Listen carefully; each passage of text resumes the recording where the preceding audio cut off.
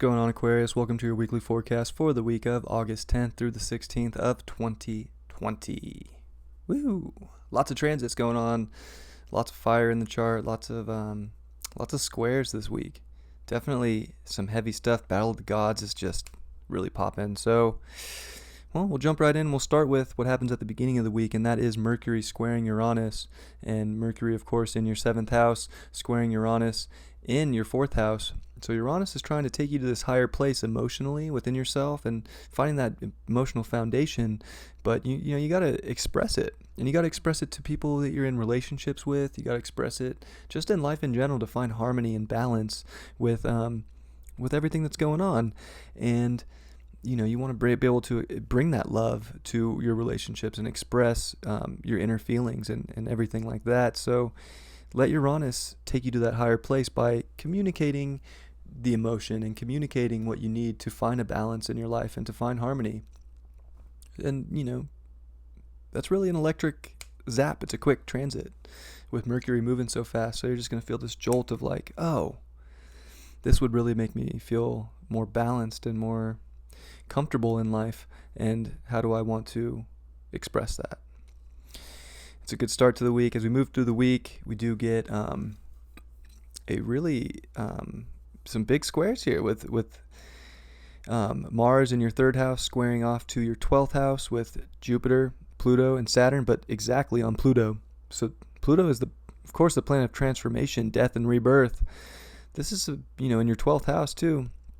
You got to be curious where you put your action and your drive. I think you got to put it to tune into that intuition so that you can put it towards, well, you don't want to put your action towards something that's transforming that's already dead. You want to find where it's transforming to and go towards that new and go towards that light and that new the new transformation. And you're getting all the intuitive hits to do this. It's just a matter of tapping in to that and being curious enough to see the signs around you so that you're not putting your energy into something that isn't actually going to serve where you're going. Like, it's just going to fizzle off. That's kind of a waste of energy. So there's definitely this aspect this week of listening to the signs that you're getting, seeing them, and being able to tune into what really is going to start new beginnings and bring you a fresh start in your life. So you have so much 12th house. I mean, it's crazy. This stellium in your 12th house. So it's very spiritual. Like, the more you can step into your spiritual truth, the more you can step in and listen to your guides. The signs, like, they're coming in strong for you guys right now, and it's just a matter of ending the things that don't serve you anymore so that the new things can really start up. And with Mars in your 3rd house, it's about your environment, and it's about figuring out the environment you want that's going to help you transform your life in this very transformative year that is 2020 already.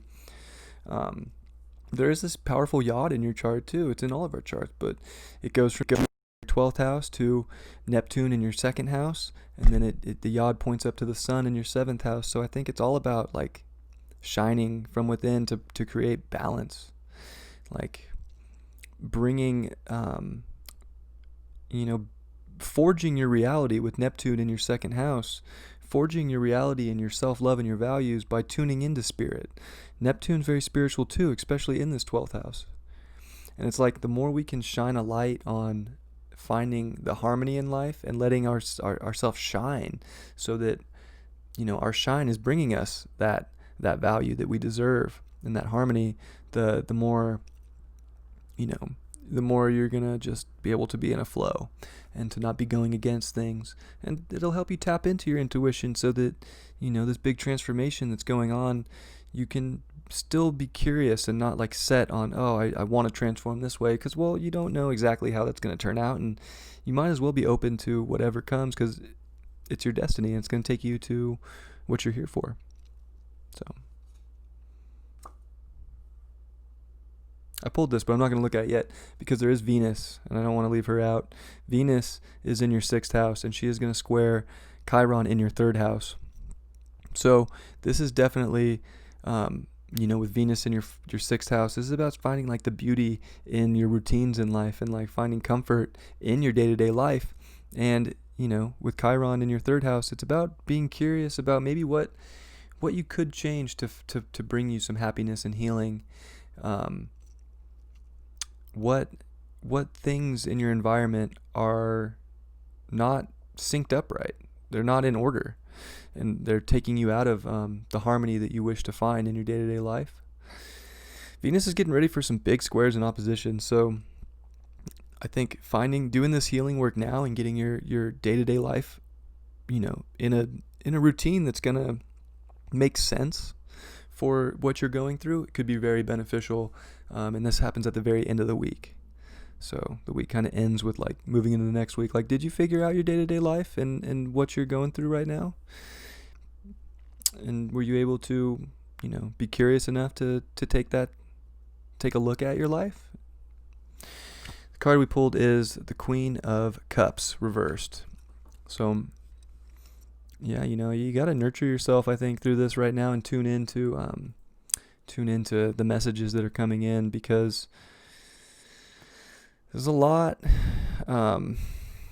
with 12th house. Like, you got to be willing to tap into that intuition and to nurture yourself with like love and compassion right now. And I think that's a lot of like the Chiron squaring Venus is like, how can you, find the self-value and the self-love in your life so that you cannot to not get worked up and stressed, but to just own your values and own what feels good, and to listen to the signs that come in, and really be comfortable in your emotions so that you can nurture yourself and others around you, which would help you find a balance in that 7th house as well. I love you very much, Aquarius. Thank you for joining me, and I will see you next time. Take care.